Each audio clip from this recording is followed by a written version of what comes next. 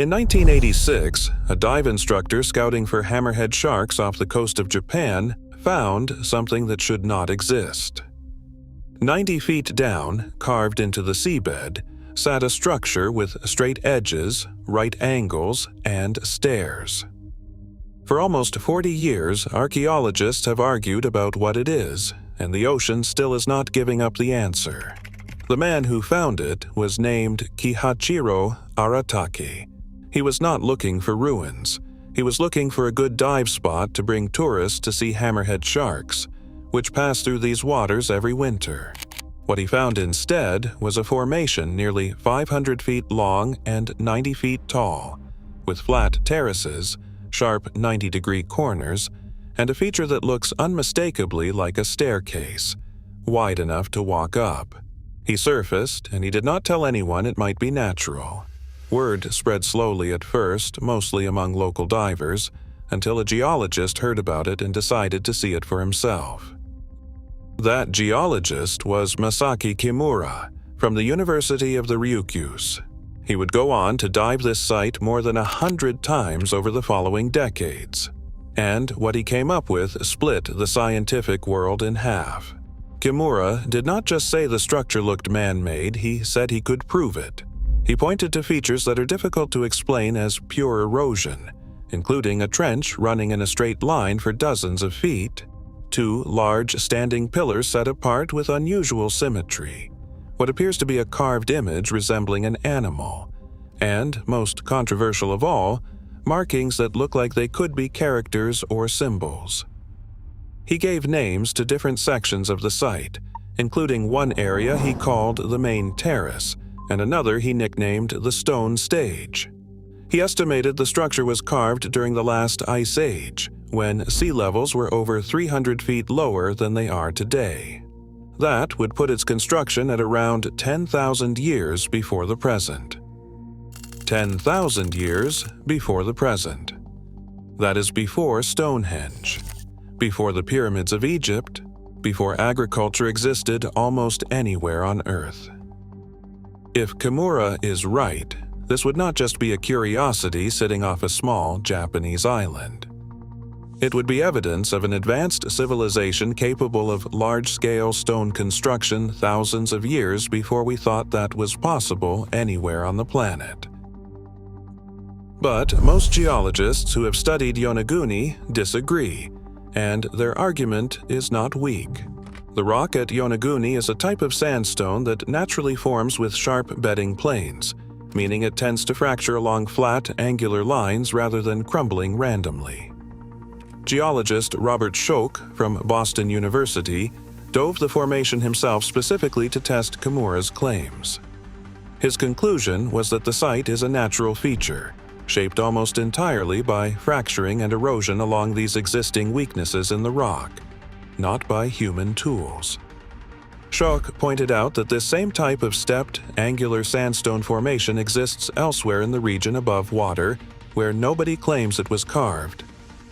If the ocean and the rock can produce this shape without anyone touching it on dry land, he argued, there is no reason to assume people carved an identical shape underwater. There is a second problem for the man-made theory, and it might be the hardest one to get around. If people carved this 10,000 years ago, where is everything else that should come with it? No tools, no debris piles from the carving process, no quarry marks matching known Ice Age stoneworking technology found anywhere else in Japan from that period. No settlement remains nearby that would explain who built it or lived close enough to use it. An advanced civilization capable of a project this size does not usually leave behind exactly one structure and nothing else. So, which is it? A monument that rewrites the timeline of human civilization, or a very convincing coincidence of geology? Nobody has closed this case, not in almost 40 years, and not for lack of people trying. Here is what keeps this debate alive instead of settled. Divers have documented features at Yonaguni that are difficult to write off as pure coincidence, even for skeptics who accept the natural formation theory for most of the site.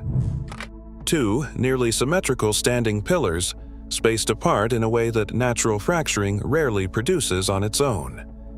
A formation many divers describe as resembling a carved face, which appears at a specific angle as you approach from the south side of the site.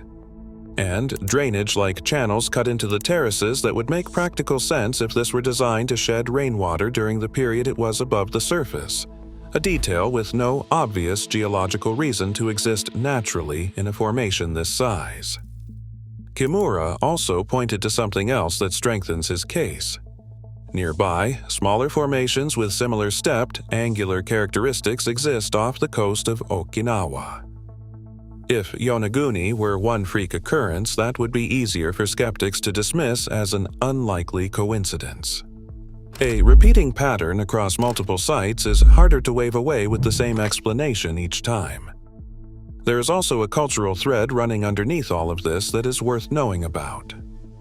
Long before Aratake ever found the site, Japanese folklore included stories of a lost land that sank into the sea to the south, sometimes connected to broader Pacific legends of a sunken continent.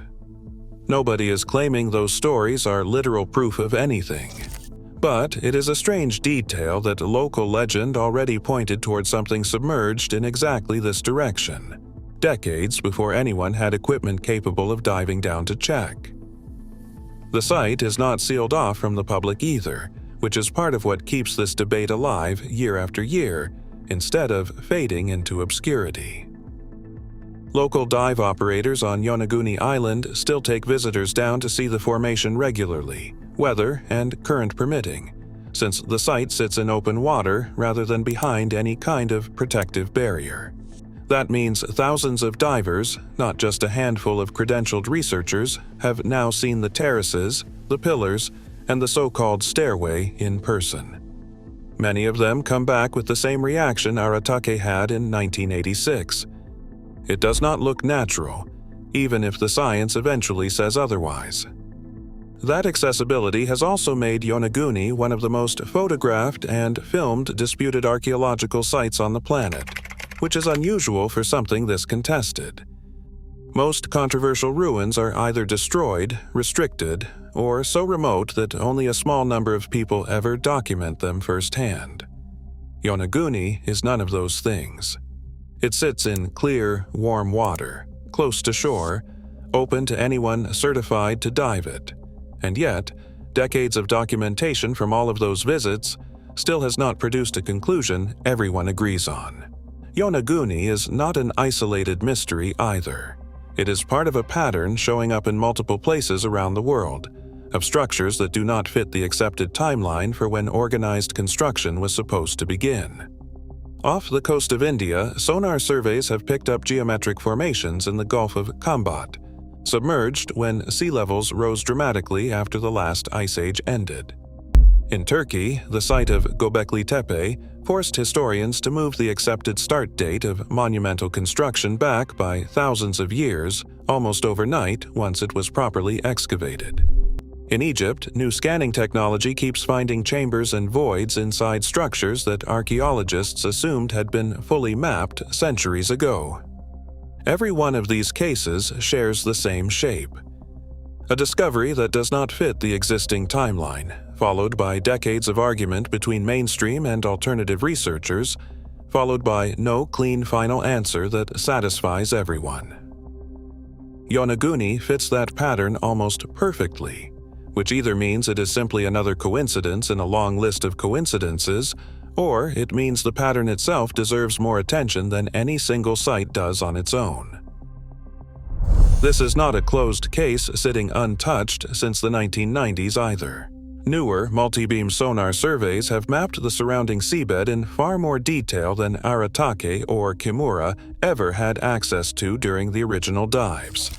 These surveys have identified additional formations nearby that were not part of the site originally described, increasing, not decreasing, the total number of unexplained features in the immediate area. Marine researchers have also applied updated dating methods to nearby submerged cave formations, specifically looking at mineral deposits that only form above water, to nail down exactly when this section of seabed was last exposed to open air. The numbers keep landing in the same general window that Kimura originally proposed, right around the end of the last ice age. That timing keeps being the most unsettling part of this entire case. Because the end of the last ice age is exactly the period we assume humanity across the planet was still hunting and gathering in small, scattered groups, not organizing the kind of labor force needed to shape stone on this scale. If Kimura is right, and this is a constructed monument, it would not just rewrite the history of Japan specifically. It would mean an organized, large-scale building capability existed somewhere on Earth thousands of years before the earliest civilizations we currently teach in any classroom.